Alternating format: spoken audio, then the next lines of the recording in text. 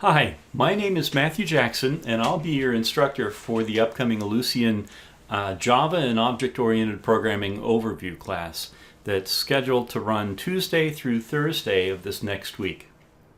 Now, I know I sent you an email with some instructions on how to install a Java development kit and a copy of Eclipse, as well as a copy of Notepad++ and 7-Zip. But I thought I would just do it myself tonight on a fairly vanilla deployment of Windows 10. So what I have here in my screen share is a pretty empty copy of Windows 10 running in a virtual machine, and I thought I'd just go ahead and install the software on it. So first thing to do, open up your favorite copy of a browser, and I'm just going to go to Google. And I'm going to type install Oracle JDK 1.8. So sure enough, one of the first items that pops up is Java SE Development Kit 8. I'll go ahead and click on that. So I need to accept the license agreement from Oracle. So I'll go ahead and accept this license agreement. And I'll look through and find my operating system, Windows x64, 64-bit Windows, that's it. As I said, really this is a copy of Windows 10. Download about 200 megabytes. This is an executable image. So when I run it to install the software, I'm going to get a little pop-up from Windows asking me if I really want to, do this. That UAC fun pops up. So I'm going to go ahead and install. And I'll install this Java development kit in the default directory.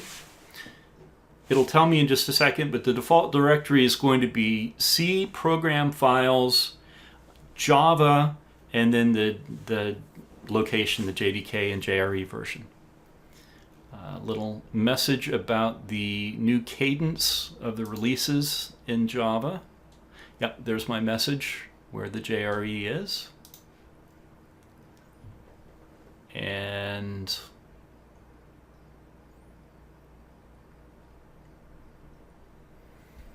installation is just bopping right along.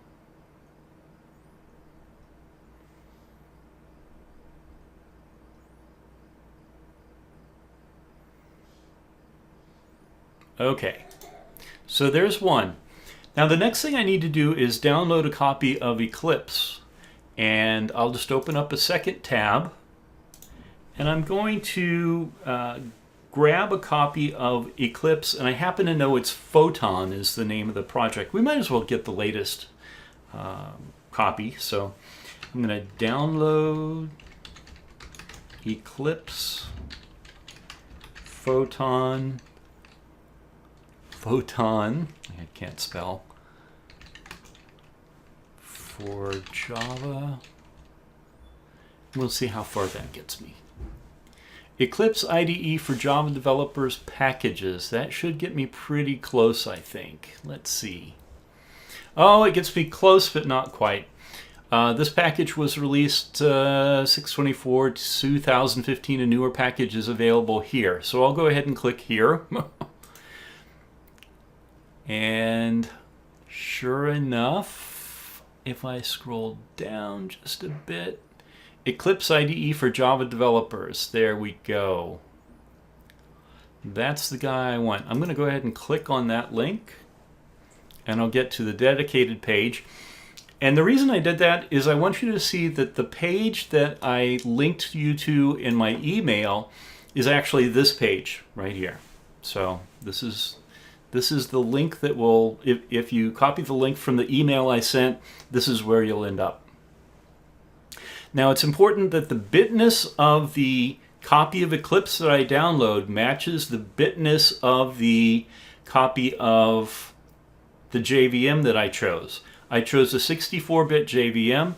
I absolutely positively have to choose a 64-bit version of Eclipse IDE for Java developers. So I'm going to click on my Windows 64-bit, And sure enough, I'll get taken to another page. And another page, this other page gives me a link to Eclipse Java Photon R Win32-86_64.zip, which is the actual file that's going to have my Eclipse IDE in it. So I'll go ahead and download that. And this will take just a little while too. It's about, another 200 megabytes or so. Now I know this is going to the downloads folder. And I also know that I could use Windows zip facility to open this up and actually extract it out into a regular directory. That would be a mistake though, because it's very slow. Instead, I'm going to download the two optional files that I mentioned in the email. These two optional files, one of the two is Notepad++. So here again, we're going to go open up a copy of Google and Notepad++ download.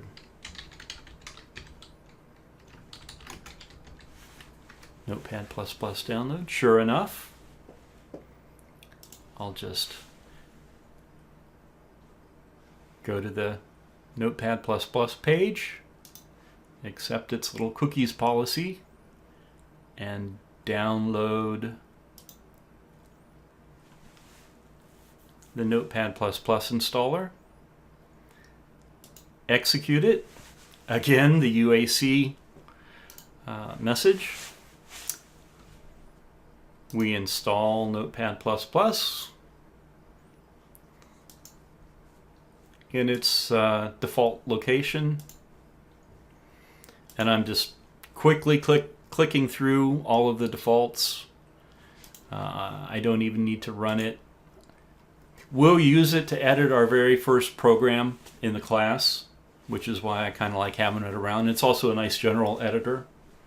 Now the item, the download that's going to be of more value to us immediately is 7-zip. 7-zip is a little more complicated to pull down, so let's find it. Download 7-zip.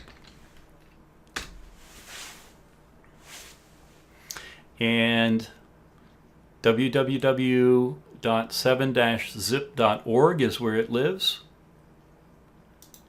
So I'm going to go ahead and download there. Here's the complicated download page. We can either choose to download an executable or an MSI for either the 32 or 64-bit flavors of Windows. So I'm going to download, well, we seem to be enjoying the EXEs. I'll go ahead and download the EXE flavor of the 64-bit 7-zip. It downloads incredibly quickly. I'll go ahead and run it. Once again, user account control gives me a little warning. I'll install 7-zip in the default location. And it's really that simple. Now this is the cool bit. Watch what happens with 7-zip. I can now go to my File Explorer, and I'm going to go on into Downloads, and my Eclipse Java Photon R Win32-x86_64. I'm not sure why these are here. I downloaded some extras, I guess. I have mad clicking disease. I'm going to go ahead and right-click on this Eclipse Java, well, on this zip file. And I'll go to 7-zip. And I'm going to click on Extract Files ... And what will happen is it'll pop up a little Extract To dialog box, and it'll allow me to extract these this content pretty much anywhere I like. So where I'm going to put it now, I'm going to extract it to, I'll just really be pretty lame here. I'm going to extract it to the desktop, just so we can see it go real fast here. Yeah, let's go. Extract it to the desktop, click OK. Now it turns out that the Eclipse Photon R, it's going to extract that whole directory out much faster than the Windows built-in unzipper will. I tried this a few minutes ago with the regular Windows. I didn't download 7-zip first, and it said something like 9 minutes would be how long this would take. So now it's on the desktop, and I've got this really complicated looking directory. If I open up the Eclipse Java Photon R Win32 x86_64 directory, I'll have an Eclipse package inside. And if I go into that Eclipse package, into that Eclipse folder, I'll see an Eclipse program. And I should just be able to double click on that. And sure enough, Eclipse Photon starts up. I'll give this a second. And this is the first run. So it asks me where I'd like to place our default workspace.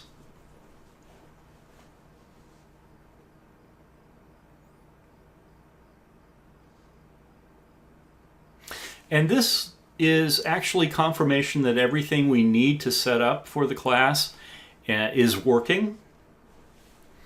So we really could end. You could pause here, or you could wait until class starts here. I'm going to do one more little thing. I'm just going to make sure that Eclipse can find the location of the JVM and the JDK. And I'm going to do that by going to Window. Come on, you can do it. It's first run, so it's a bit slow. Window, Preferences, and this is going to be, where is this?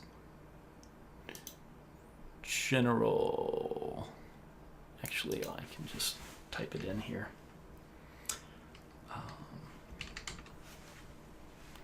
Java. And what I'm most interested in is install JREs. And this is what I want to see. I want to see where this JRE is located. I can add another if I like. JRE home. I can navigate on my little PC. I can navigate on down to C, Program Files, Java, and there's my JDK, JDK 1.8.0_181. All right, select that folder. It sees my JDK, finish, and I can select it here. Now, Eclipse will perform just fine with the default JRE as well. If we want to do command line compilation, or if we want to do a little extra stuff with packaging, and actually we won't cover this in the in this class, but we could, and you could after class. A JDK gives us that flexibility that a JRE wouldn't.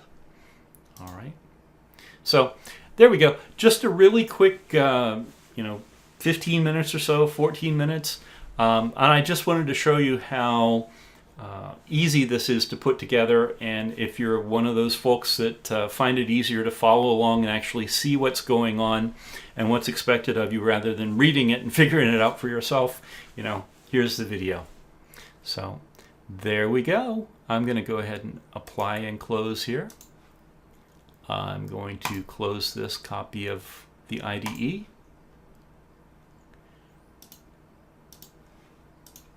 And there we go. And as a matter of fact, I can even log out. Shut down even. All right. Well, thank you for tuning in here. I look forward to seeing you on Tuesday. Have a good afternoon.